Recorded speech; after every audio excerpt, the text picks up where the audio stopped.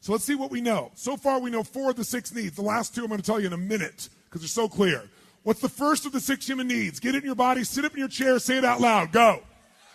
Certainty. Who has a need for certainty? Who? Everyone. The only difference in people is which of these 6 needs they make number 1 and 2 through 6 priority, and your belief, your map about how to meet it. Can you meet certainty in a way that's totally destructive, but in the moment it works? Yes or no? What's a negative way you meet certainty? What's one of them on your list that when you're uncertain that you do that really isn't good for you, but it works? Say it out loud. How many had eating on your list? How many had smoking on your list? How many had drinking on your list? How many got pissed off on your list that you're certain? Okay? What's the second human need? The need for what? What is it? Who needs uncertainty? Who needs variety? Who needs surprise? Who? Everyone. And you know what? If things are going too good, you'll things up just to create some variety. Some of you think life's about balance. You say to you, I don't want life to be up and down like this. I want my life to be a straight line. Well, if you go to the doctor and they hook you up and you're a straight line, what does that mean? Death. We need variety to feel alive. Now, I know some of us like to have less up and downs. Wouldn't be a bad thing every now and then.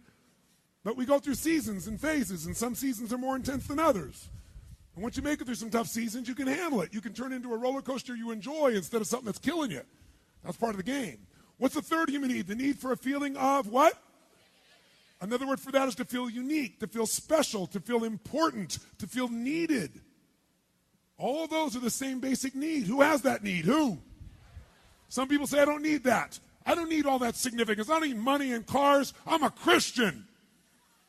I'm a Jew. I'm a Muslim. Right? But the truth of the matter is, do some people use religion to be significant? Yes or no? And will people kill other people in order to feel significant? Yes or no? All in the name of whatever they want to make up based on their blueprint. What's the fourth human need? We all need connection and what? Who needs it? How can you get it? Unlimited ways. Most common way that takes the least amount of risk, have a big problem. Because if you get up and you go, well, I have this problem and I do these things and this and that, and people don't connect with you, you can go, they don't understand, and you can connect with yourself. Feeling sorry for yourself is the most common way people get connection. Because when you feel sorry for yourself, usually you take care of everybody else, but now, even though it feels bad, at least you're feeling for yourself. And it's such an addiction. Because it's certain you know it works, right? Because you know it. And it's connecting with yourself, and if you have a big problem, it's significant as hell. Guess what? Now you're totally addicted to your problem. It's not that your problem isn't real, it's that you're not going to change your problem. Because you don't understand what I've been through. And it would be true they don't understand it. But the reason you stay with the problem is it meets your needs. Listen to me. If you got a problem that you're smart enough to know how to change or deal with, and you're not, it's because you're meeting your needs with your problem. Not in a good way, but in a way. How many follow this? Say I. And all it takes for you to be addicted is for your brain to link up that behaving that way, thinking that way, or having that problem meets at least how many? 3 of those needs, and you're going to be addicted. Only way you're going to get out of it is get addicted to something better. Something that's good for you, good for others long term. Then you deserve to have your needs met. You just want to meet them in a better quality way. That's all. Make sense? Now, those first 4 needs I call the needs of the personality. Right? They're the needs of your personality. And let me tell you something. Every person in this room, any person alive, will find a way to get certainty, even if they have to make it up. Even if they have to make up a story. Every person in this room will find a way to get variety. Every person will find a way to be significant. If they can't do it any other way, they'll get significant at some game. Or they'll get significant at writing things to tear other people down on the web, and they can do it instantly. Or they'll get significance by being in a position where they tear somebody else down and talk about how they are. Because really they feel insecure, uncertain, and insignificant, so they tear somebody else out to feel certain and secure and significant. Everyone's going to do it. The only question is, are you going to do it in a way that's positive, neutral, or negative? It's the only question. You're going to do it. But the final 2 needs, not everybody meets. These final 2 needs are spiritual needs. Not spiritual in a religious sense, spiritual meaning your spirit feels alive when they're met. And they are determined whether you're fulfilled or not. The first needs will make you feel okay. These needs make you feel fulfilled. Number 5, you must grow. We all know we either grow or we what? That's it. If your relationship isn't growing, it's dying. If your business is not growing, can you hold a business stagnant, yes or no? Hell no. Right now we've watched this economy, and we've watched people talk about the economy is going to turn around. It can't possibly turn around without growth in jobs. It's driven. 70% of this economy is driven by spending. You can't spend when you don't have a job. So the bottom line is, if it's not growing, it's dying. And by the way, some things die off so something new can grow. It's a season we're going through. It doesn't last forever. Summer's not forever. Fall's not forever. Dark-ass winters aren't forever. Now, how dark it is, this isn't forever. You know it and I know it. But you know what? You can make your season quicker when you change the meaning like she just did.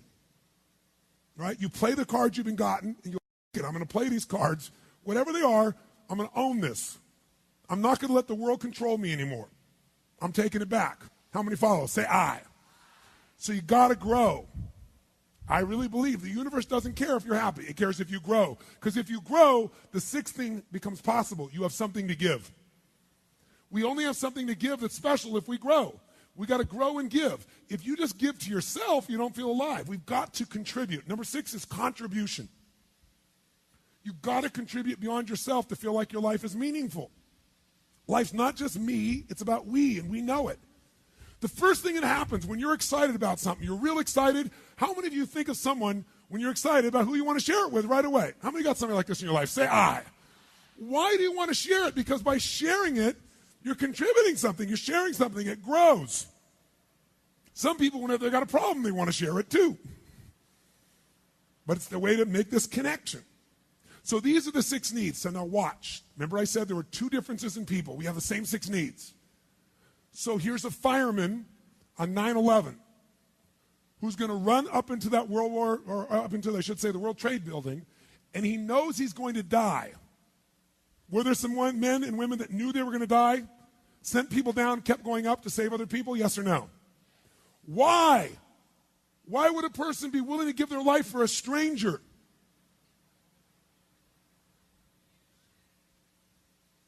There's only 6 reasons. Take a wild guess which one you'll give your life up for.